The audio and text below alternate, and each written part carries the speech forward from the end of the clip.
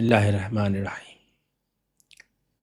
پچھلے دنوں ایک معروف صوفی شیخ کے انتقال کے بعد سوشل میڈیا پر ایک عجیب بے چینی پھیل گئی۔ لوگ خلافت کی بات کر رہے تھے، اجازت کی، روحانی نمائندگی کی، کون مجاز ہے، کون اس سلسلے کی قیادت کرے گا، ہندوستان میں اس سلسلے کا ذمہ دار اب کون ہوگا۔ اور اچانک عام لوگوں نے پہلی بار ایک ہڈن اسپریچول اسٹرکچر کو اپنی آنکھوں کے سامنے بے نقاب ہوتے دیکھا۔ وہ اسٹرکچر جو ہمیشہ موجود تھا مگر اکثر نظر نہیں آتا تھا، اور تب ایک بہت پرانا سوال دوبارہ زندہ ہوا۔ اسلام آیا تھا تاکہ انسان براہ راست خدا کے سامنے کھڑا ہو سکے، خدا کے سامنے جواب دہ ہو سکے۔ قرآن نے انسان سے کہا وَإِذَا سَأَلَكَ عِبَادِي عَنِّي فَإِنِّي قَرِيب، اور جب میرے بندے میرے بارے میں آپ سے پوچھیں تو میں قریب ہوں۔ کتنی عجیب بات ہے۔ قرآن انسان اور خدا کے درمیان کوئی مذہبی طبقہ کھڑا نہیں کرتا، کوئی پریسٹہوڈ نہیں، کوئی پاپائیت نہیں، کوئی انہیریٹڈ سینکٹٹی نہیں، کوئی ایسا مقدس نظام نہیں جس کے بغیر خدا تک پہنچا نہ جا سکے۔ ایک انسان اور اس کا رب اور بس۔ اسلام آیا تھا تاکہ زنجیریں ٹوٹیں، مذہبی اجارہ داریاں ٹوٹیں، اور انسان اپنی اندر کی آواز کے ساتھ زندہ رہ سکے۔ قرآن بار بار انسان کو سوچنے کی دعوت دیتا ہے۔ افلا تعقلون، کیا تم عقل استعمال نہیں کرتے؟ افلا یتدبرون، کیا تم غور نہیں کرتے؟ یعنی اسلام ایک کانشیس انسان بنانا چاہتا ہے، ایک ایسا انسان جو سوچ سکے، سوال کر سکے، اور اپنے اعمال کے لیے خود خدا کے سامنے جواب دے۔ پھر قرآن نے کہا وَيَدَعْ عَنْهُمْ إِسْرَهُمْ وَالْأَغْلَالَ الَّتِي كَانَتْ عَلَيْهِمْ، کہ محمد صلی اللہ علیہ وسلم آئے ہیں تاکہ لوگوں کی گردنوں سے وہ بوجھ، وہ زنجیریں، وہ اغلال اتار دیں جو ان پر ڈال دیے گئے تھے۔ مگر شاید انسان ہمیشہ براہ راست آزادی سے گھبراتا رہا ہے، کیونکہ براہ راست خدا کے سامنے کھڑا ہونا کوئی آسان کام نہیں۔ انسان چاہتا ہے کہ کوئی مقدس سہارا ہو، کوئی چہرہ ہو جس کے پیچھے وہ اپنی روحانی بے چینی چھپا سکے، یہ اس کی کمزوری ہے۔ اور شاید اسی لیے تاریخ میں واسطے واپس آنے لگتے ہیں۔ پہلے صرف صحبت تھی، پھر حلقے بنے، پھر خانقاہیں، پھر سلسلے، پھر نسبتیں، اور پھر کچھ لوگ مجاز قرار دیے جانے لگے، کچھ خلیفہ، کچھ روحانی نمائندے، اور آہستہ آہستہ لوگوں کو محسوس ہونے لگا کہ شاید خدا تک پہنچنے کے لیے بھی کچھ مخصوص نسبتیں ضروری ہیں۔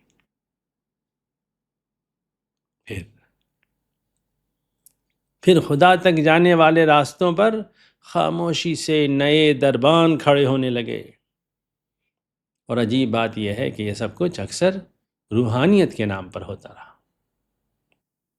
جو دین واسطے توڑنے آیا تھا، تاریخ میں اسی کے گرد نئے واسطے بننے لگے، اور شاید یہیں سے روحانیت خاموشی سے، تعلق سے بڑھ کر اسٹرکچر میں بدلنا شروع ہو گئی۔ کبھی کبھی دوررس تبدیلی دبے پاؤں آتی ہے، کوئی انقلاب اچانک نہیں آتا، کوئی زنجیر ایک دن میں انسان کی گردن میں نہیں پڑتی، سب کچھ آہستہ آہستہ ہوتا، اتنا آہستہ کہ لوگوں کو محسوس بھی نہیں ہوتا کہ آزادی کب اسٹرکچر میں بدل گئی۔ شروع میں شاید سب کچھ بہت معصوم تھا، لوگ اصلاح کے لیے آتے تھے، ذکر کے لیے، دل نرم کرنے کے لیے، ایک بزرگ جن کی صحبت میں لوگ بیٹھتے تھے، بات سنتے تھے، اپنے اندر کی سختی کم کرنا چاہتے تھے، اور اس میں فی نفسہ ہی کوئی برائی نہیں۔ مگر مسئلہ ہمیشہ ابتدا میں پیدا نہیں ہوتا، مسئلہ تب شروع ہوتا ہے جب صحبت آہستہ آہستہ اتھارٹی بننے لگتی ہے، اور اتھارٹی خاموشی سے ہیرارکی، پھر کچھ حلقے، صرف ذکر یا نصیحت کے حلقے نہیں رہتے، ان کے اپنے آداب ہوتے ہیں، اپنی نسبتیں، اپنی اندرونی زبان، اپنے انر سرکلز، اور شاید عام لوگ ان اسٹرکچرز کو کبھی پوری طرح دیکھ بھی نہیں پاتے، کیونکہ دنیا اکثر ظاہر کے پیچھے چل رہی ہوتی ہے۔ پھر صرف علم کافی نہیں رہتا، لوگ صرف باتوں سے متاثر نہیں ہوتے، وہ ماحول سے متاثر ہوتے ہیں، ریچولز سے، گیدرنگ سے، اور اس احساس سے کہ یہاں کوئی خاص روحانی اتھارٹی موجود ہے۔ پھر ایک خاص قسم کا سائلنس، ایک خاص قسم کی نشست کا انداز، ایک خاص قسم کا لباس، ایک خاص ڈسٹینس، اور آہستہ آہستہ لوگ محسوس کرنے لگتے ہیں کہ شاید یہ لوگ باقی انسانوں جیسے نہیں ہیں۔ پھر شیخ صرف ایک معلم نہیں رہتا، لوگ صرف نصیحت لینے نہیں آتے، وہ خواب سناتے ہیں، دعا کرواتے ہیں، فیصلے پوچھتے ہیں، اجازت مانگتے ہیں، اسپریچول ڈائریکشن لینے لگتے ہیں، اور آہستہ آہستہ ایک انسان صرف ٹیچر نہیں رہتا، وہ ایک ریفرنس پوائنٹ بننے لگتا ہے۔ اور شاید یہاں ایک بہت نازک لیکن اہم تبدیلی واقع ہوتی ہے۔ انسان خدا کی طرف چلتے چلتے آہستہ آہستہ ایک شخصیت کے گرد آربٹ کرنے لگتا ہے۔ پھر حلقے بنتے ہیں، خانقاہیں بنتی ہیں، سلسلے بنتے ہیں، نسبتیں بنتی ہیں، اور پھر کچھ حلقے خاموشی سے اپنی اندرونی ہیرارکی ڈیولپ کرنے لگتے ہیں۔ کون قریب ہے، کون خاص ہے، کون مجاز ہے، کون انر سرکل میں ہے، اور شاید یہ سب کچھ عام مذہبی زندگی سے الگ ایک ہڈن سیکریڈ ورلڈ کی طرح ایوالو ہونے لگتا ہے۔ پھر آئیڈینٹی پیدا ہونے لگتی ہے، میں فلاں سلسلے سے ہوں، میں فلاں نسبت رکھتا ہوں، میں فلاں شیخ سے وابستہ ہوں، اور عجیب بات یہ ہے کہ انسان کبھی محسوس بھی نہیں کرتا کہ اس کی مذہبی شناخت خاموشی سے خدا سے زیادہ ایک اسپریچول اسٹرکچر کے ساتھ اٹیچ ہونے لگی ہے۔ اور شاید یہیں روحانیت خاموشی سے انسٹیٹیوشن بننا شروع ہو جاتی ہے۔ پھر انسان صرف خدا سے تعلق پر مطمئن نہیں رہتا، وہ ایک ایسا روحانی تعلق چاہتا ہے جسے وہ محسوس کر سکے، دیکھ سکے، وابستہ ہو سکے، اور شاید یہی انسانی نفسیات ہے۔ انویزیبل خدا انسان سے ذمہ داری مانگتا ہے، مگر ویزیبل واسطے اکثر انسان کو ایموشنل سرٹینٹی دیتے ہیں، نجات کی ضمانت دیتے ہیں، اور آہستہ آہستہ وہ دین جو انسان کو براہ راست خدا سے جوڑنے آیا تھا، اسی کے اندر نئے اسپریچول کوریڈورز بننے لگتے ہیں۔ پھر تعلق صرف تعلق نہیں رہتا، وہ کمٹمنٹ مانگتا ہے، وفاداری، سپردگی، اور آخر کار بیعت۔ جی ہاں، بیعت۔ بیعت بیعت اسلامی تاریخ کا ایک بہت بڑا لفظ ہے، اور شاید آج بھی ہزاروں لوگ یہ لفظ استعمال کرتے ہیں بغیر یہ سوچے کہ وہ اصل میں کس چیز سے وابستہ ہو رہے ہیں۔ مگر ہر بڑا لفظ تاریخ میں ہمیشہ اپنے اصل معنی پر باقی نہیں رہتا۔ کبھی کبھی لفظ وہی رہتا ہے مگر اس کے اندر ایک نیا نظام داخل ہو جاتا ہے۔ پھر بیعت صرف ایک اخلاقی کمٹمنٹ نہیں رہتی، وہ آئیڈینٹی بن جاتی ہے، بلونگنگ، انر سرکل میں داخلہ، اور بعض اوقات ایک مقدس لوائلٹی اسٹرکچر، اور شاید یہیں سے روحانیت خاموشی سے وابستگی کے ایک نئے نظام میں بدلنے لگتی ہے۔ قرآن میں بیعت ہے، رسول اللہ کے ہاتھ پر بیعت ہے، صحابہ کی بیعت ہے، بیعت رضوان ہے، مگر یہ بیعت ایک مشن کی بیعت تھی، ایک جد و جہد کی بیعت، ایک اخلاقی ذمہ داری، ایک اجتماعی عہد کہ ہم حق کا ساتھ دیں گے، ظلم کے سامنے کھڑے ہوں گے، اور خدا کے دین کے لیے اپنی جان تک خطرے میں ڈالیں گے۔ قرآن کہتا ہے ان الذین یبایعونک انما یبایعون اللہ، جو لوگ آپ سے بیعت کرتے ہیں، یعنی جو لوگ آپ صلی اللہ علیہ وسلم سے بیعت کرتے ہیں، وہ دراصل اللہ سے بیعت کرتے ہیں۔ یعنی رسول اللہ صلی اللہ علیہ وسلم کی بیعت آپ کی شخصیت میں ڈیزالو ہو جانے کا نام نہیں تھی، بلکہ خدا کے مشن سے وابستہ ہو جانے کا نام تھی۔ یہاں ایک بہت اہم فرق ہے، بہت نازک فرق۔ ایک بیعت وہ ہے جو انسان کو ذمہ دار بناتی ہے، اور ایک بیعت وہ ہے جو انسان کو ڈیپینڈنٹ بنا دیتی ہے۔ نبوی بیعت انسان کو کھڑا کرتی ہے، اور بعد کی بہت سی بیعتیں انسان کو جھکانے لگتی ہیں۔ نبوی بیعت مشن دیتی ہے، بعد کی بیعتیں نسبت دینے لگیں۔ نبوی بیعت انسان کو خدا کے سامنے جواب دہ بناتی ہے، بعد کی بہت سی بیعتیں انسان کو ایک شخصیت کے سامنے جواب دہ محسوس کرانے لگی۔ پھر لوگ صرف نصیحت نہیں لیتے، وہ اجازت مانگتے ہیں، خواب سناتے ہیں، فیصلے پوچھتے ہیں، اپنی زندگی کے بڑے معاملات اسپریچول اپروول کے ساتھ جوڑنے لگتے ہیں، اور آہستہ آہستہ ایک تعلق وابستگی سے بڑھ کر اتھارٹی بننے لگتا ہے۔ اور شاید یہیں اصل سوال پیدا ہوتا ہے، کیا بیعت ایک اخلاقی عہد ہے یا ایک روحانی سبمیشن؟ کیا بیعت انسان کو سوچنے کی آزادی دیتی ہے یا اسے ایک مقدس اوبیڈینس اسٹرکچر میں داخل کر دیتی ہے؟ کیا بیعت خدا کے مشن سے جوڑتی ہے یا کسی شخصیت کے آربٹ میں لے جاتی ہے؟ یہ سوال آسان نہیں ہے، اور نہ ہی اس کا جواب غصے میں دیا جا سکتا، کیونکہ تاریخ میں واقعی بہت سے مخلص اہل تزکیہ گزرے ہیں جنہوں نے لوگوں کو خدا کی طرف بلایا، ان کے دل نرم کیے، ان کی اخلاق سنوارے۔ مگر سوال یہ ہے کہ تزکیہ کب ہیرارکی میں بدل جاتا ہے، رہنمائی کب ڈپینڈنسی بن جاتی ہے، اور احترام کب سرنڈر میں بدل جاتا ہے۔ پھر لوگ اپنی پہچان صرف اسلام سے نہیں، اپنی نسبتوں سے بتانے لگتے ہیں۔ میں فلاں سلسلے سے ہوں، میں نے فلاں شیخ سے بیعت کی ہے، میں ان کے حلقے سے وابستہ ہوں، اور آہستہ آہستہ یہ تعلق صرف روحانی نہیں رہتا، سوشل آئیڈینٹی بننے لگتا ہے۔ پھر انر سرکلز بنتے ہیں، خاص لوگ، قریب لوگ، آتھورائزڈ لوگ، اور شاید یہ سب کچھ عام مذہبی زندگی سے الگ ایک ہڈن سیکرڈ ورلڈ کی طرح ایوالو ہونے لگتا ہے۔ یہاں سے روحانی سفر ایک نیا رخ اختیار کرتا ہے۔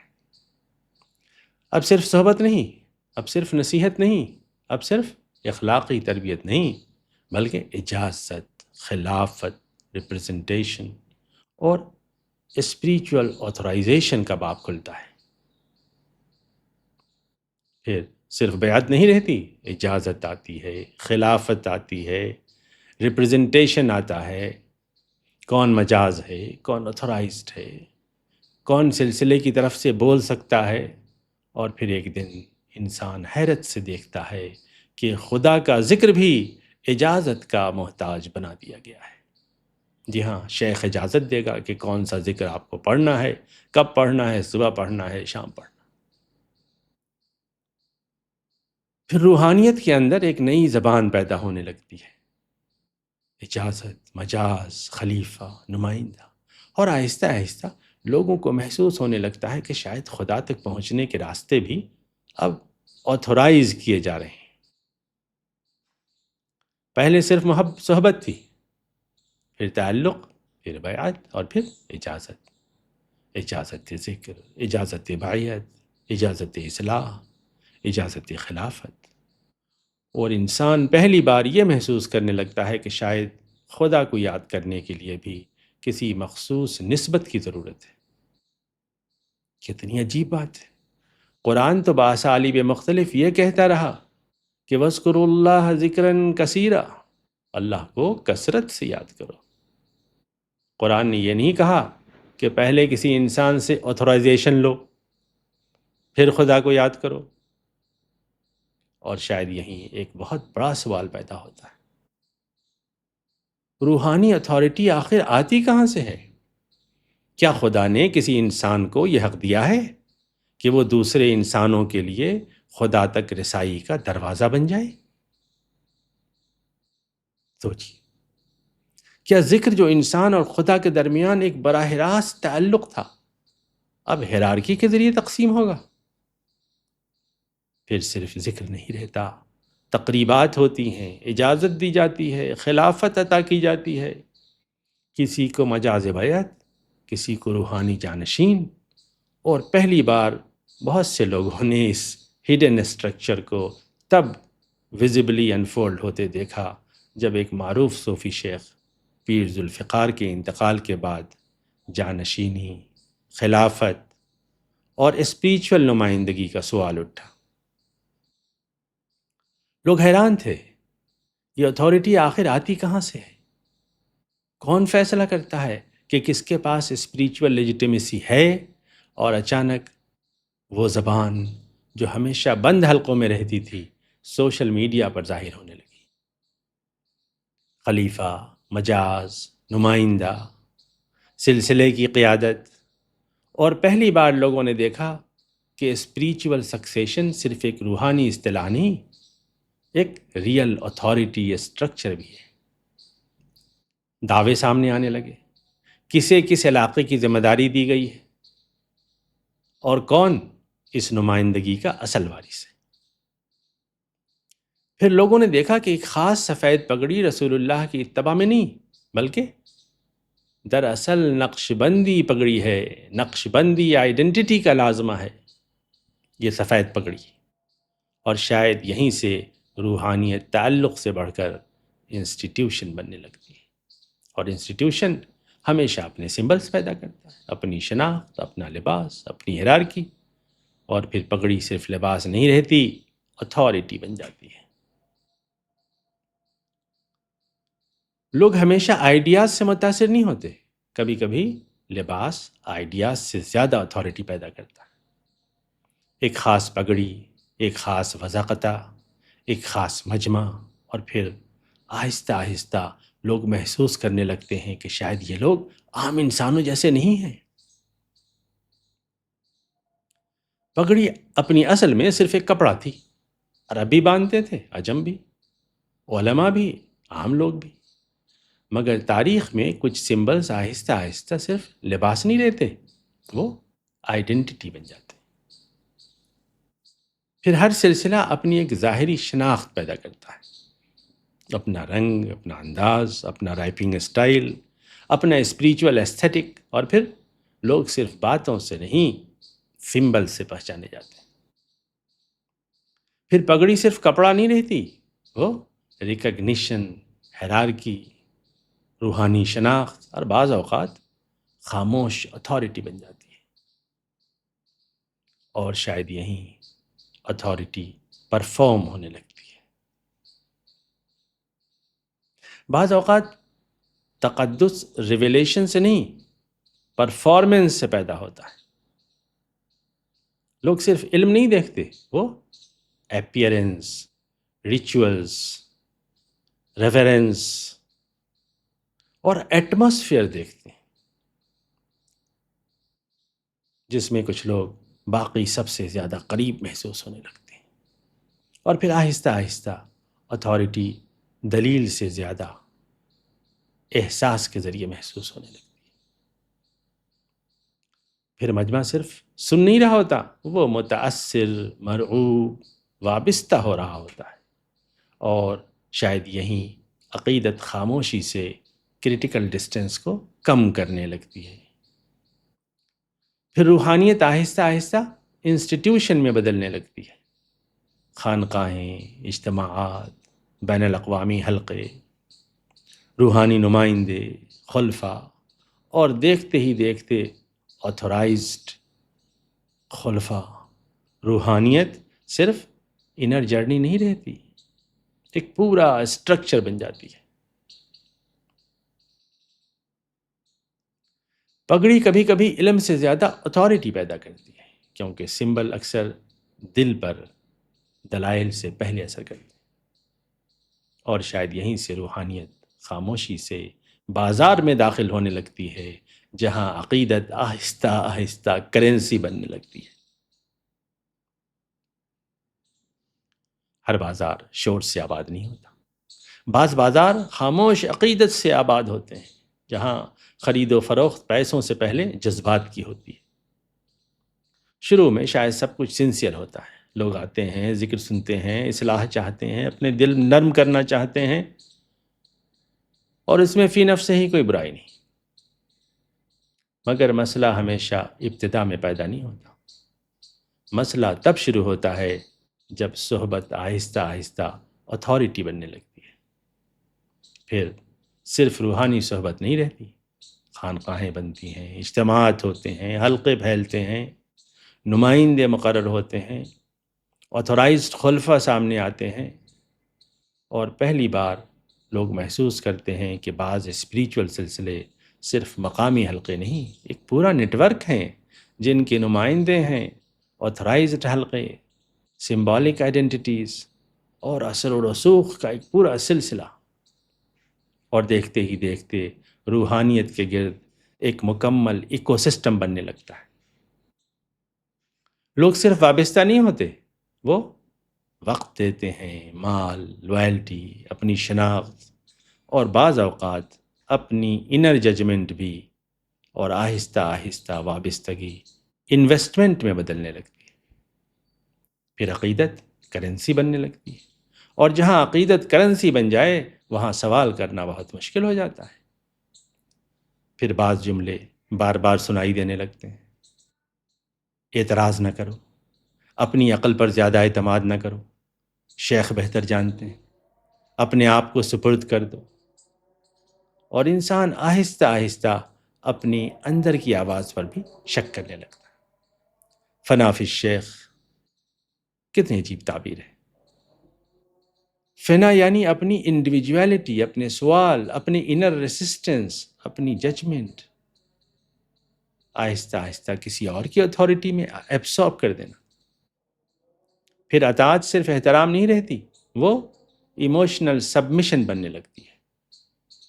لوگ صرف شیخ کی بات نہیں سنتے، وہ اپنے فیصلے، اپنی ترجیحات، اپنی انر ججمنٹ بھی رفتہ رفتہ کسی اور کے حوالے کرنے لگتے ہیں، اور شاید یہیں سب سے خطرناک تبدیلی پیدا ہوتی ہے، کیونکہ اسلام انسان کو کانشیس بنانا چاہتا تھا، ذمہ دار، سوچنے والا، براہ راست خدا کے سامنے جواب دے۔ قرآن بار بار کہتا ہے: افلا تعقلون، کیا تم عقل استعمال نہیں کرتے؟ مگر بعض اسپریچول اسٹرکچرز میں سوال کرنا بے ادبی محسوس ہونے لگتا ہے۔ اختلاف روحانی بیماری سمجھی جاتی ہے، اور خاموشی تقویٰ۔ سب سے خطرناک غلامی وہ نہیں جو جسم کو قید کرے، بلکہ وہ ہے جو انسان کے باطن کو سرنڈر کر دے۔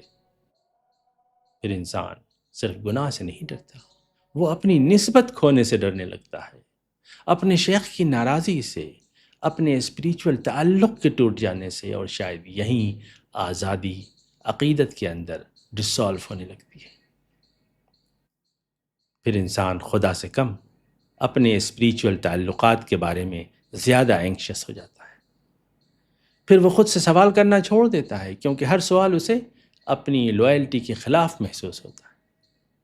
پھر لوگ صرف یہ نہیں سوچتے کہ کیا درست ہے، وہ یہ سوچنے لگتے ہیں کہ ہمارے شیخ کیا کہتے ہیں، ہمارا حلقہ کیا سوچے گا اگر میں نے سوال کیا تو۔ اور شاید یہی وہ مقام ہے جہاں کانشنس خاموش ہونے لگتا ہے، ضمیر مر جاتا ہے۔ پھر وابستگی صرف دنیا تک محدود نہیں رہتی، وہ آہستہ آہستہ نجات تک پہنچنے لگتی ہے۔ شروع میں انسان صرف رہنمائی چاہتا تھا، پھر تعلق، پھر وابستگی، پھر سبمیشن، اور اب وہ نجات کی ضمانت چاہتا ہے۔ پھر بعض جملے سنائی دینے لگتے ہیں: ہمارے مرید ضائع نہیں ہوں گے، ہم اپنے لوگوں کو ساتھ لے کر جائیں گے، ہم ہاتھ پکڑ کر جنت میں داخل کریں گے۔ اور عجیب بات یہ ہے، لوگ ایسے جملے سن کر صرف متاثر نہیں ہوتے، وہ ایموشنلی محفوظ محسوس کرنے لگتے ہیں، جیسے نجات اب اسٹرگل سے نہیں، تعلق سے وابستہ ہو گئی۔ اور شاید یہیں روحانیت اپنی سب سے خطرناک شکل اختیار کرتی ہے، کیونکہ یہاں انسان اپنے اعمال سے زیادہ اپنی نسبت پر مطمئن ہونے لگتا ہے. میں فلاں سلسلے سے ہوں، میں فلاں شیخ سے وابستہ ہوں، میں ان کے حلقے میں ہوں. اور آہستہ آہستہ نجات کردار اور عمل سے ہٹ کر وابستگی کے ساتھ اٹیچ ہونے لگتا ہے. حالانکہ قرآن بار بار انسان کو تنہا ذمہ دار بناتا رہا. وَأَن لَيْسَ لِلْإِنسَانِ إِلَّا مَا سَعَى، اور انسان کے لیے صرف وہی ہے جس کی اس نے کوشش کی. قرآن انسان کو اپنے اعمال، اپنے باطن، اپنی اخلاقی کشمکش کے ساتھ کھڑا کرتا ہے.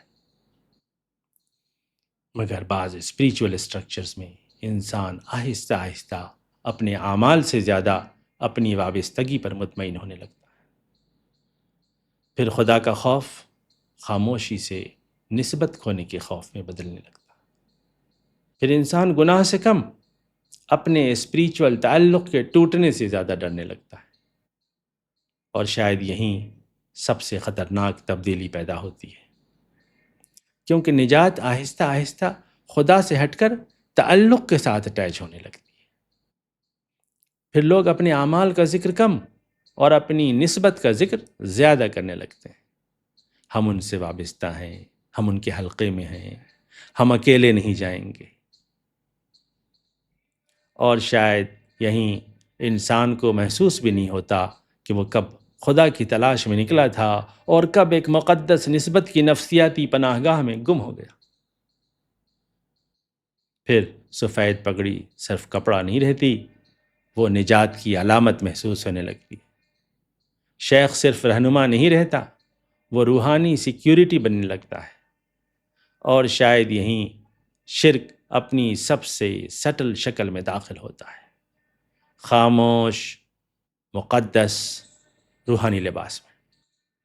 کیونکہ اب انسان خدا سے زیادہ اس تعلق پر بھروسہ کرنے لگتا ہے جو اسے خدا تک پہنچانے کا دعویٰ کرتا ہے. اور شاید سب سے خطرناک بات یہی ہے کہ انسان سمجھتا رہتا ہے کہ وہ خدا کی طرف جا رہا ہے، حالانکہ آہستہ آہستہ وہ ایک انسان کی وفاداری میں ایبسارب ہوتا جا رہا ہے. شاید سامری صرف موسیٰ کے زمانے کا ایک کردار نہیں تھا، شاید وہ ایک انسانی ٹینڈنسی تھی، وہ خواہش کہ خدا کو کسی ویزیبل مرکز میں بدل دیا جائے. کیونکہ وہ آزادی جس میں انسان کو براہ راست خدا کے سامنے کھڑا ہونا پڑے آسان نہیں ہوتی. براہ راست خدا کے سامنے کھڑا ہونا بہت مشکل ہے. وہ انسان سے ذمہ داری مانگتا ہے، اندر کی کشمکش، اپنے باطن کی آواز کے ساتھ جینا. مگر ویزیبل میڈیشن اکثر انسان کو ایموشنل سرٹینٹی دے دیتی ہے. سامری نے خدا کا انکار نہیں کیا تھا، اس نے صرف ایک ایسا مرکز کریٹ کیا تھا جس کے گرد لوگ ایموشنلی جمع ہو سکیں، ایک ایسا اسپریچول اسپیکٹیکل جسے لوگ دیکھ سکیں، چھو سکیں، وابستہ ہو سکیں. اور شاید ہر دور میں میڈیشن اسی طرح واپس آتی ہے، کبھی بت، کبھی مذہبی طبقے، کبھی مقدس بادشاہتیں، اور کبھی روحانی سلسلے. شکلیں بدلتی رہتی ہیں، مگر انسان کی وہ خواہش باقی رہی کہ خدا تک پہنچنے کے لیے کوئی ویزیبل واسطہ موجود ہو. اور شاید یہی انسانی نفسیات ہے. انسان اکثر انویزیبل ٹروتھ سے زیادہ ایسے تقدس کی طرف کھنچتا ہے جسے وہ محسوس کر سکے. کوئی شخصیت، کوئی مرکز، کوئی نسبت، کوئی ایسا سہارا جو فریڈم کی بے چینی کو کم کر دے. پھر سمبلز صرف سمبلز نہیں رہتے، وہ وابستگی، اتھارٹی، آئیڈینٹی میں بدلنے لگتے ہیں. لباس روحانی سگنل بن جاتا ہے، پگڑی اتھارٹی، بیعت ایک سیکرڈ لائلٹی اسٹرکچر، اور پھر آہستہ آہستہ ایک ایٹماسفیئر پیدا ہونے لگتا ہے، اور ایٹماسفیئر اتھارٹی بن جاتا ہے. پھر لوگ صرف دین نہیں دیکھتے، وہ اورا دیکھتے ہیں، سائلنس، ریورنس، سمبولزم، اور آہستہ آہستہ اتھارٹی دلیل سے زیادہ احساس کے ذریعے محسوس ہونے لگتی ہے. شاید اصل مسئلہ صرف سامری نہیں تھا، اصل مسئلہ انسان کے اندر موجود پرپیچول لانگنگ ہے کہ اسے کوئی ویزیبل سرٹینٹی مل جائے، کوئی ایسا تعلق جو فریڈم کی انگزائٹی کو کم کر دے، کوئی ایسا مرکز جس کے گرد وہ اپنی بے یقینی، اپنی اسپریچول لونلینس کو رکھ سکے۔ اور شاید اسی لیے مقدس غلامیاں ہمیشہ واپس آتی رہی ہیں، کیونکہ فریڈم آسان نہیں، اپنے باطن کی آواز کے ساتھ جینا آسان نہیں، براہ راست خدا کے سامنے کھڑا ہونا آسان نہیں۔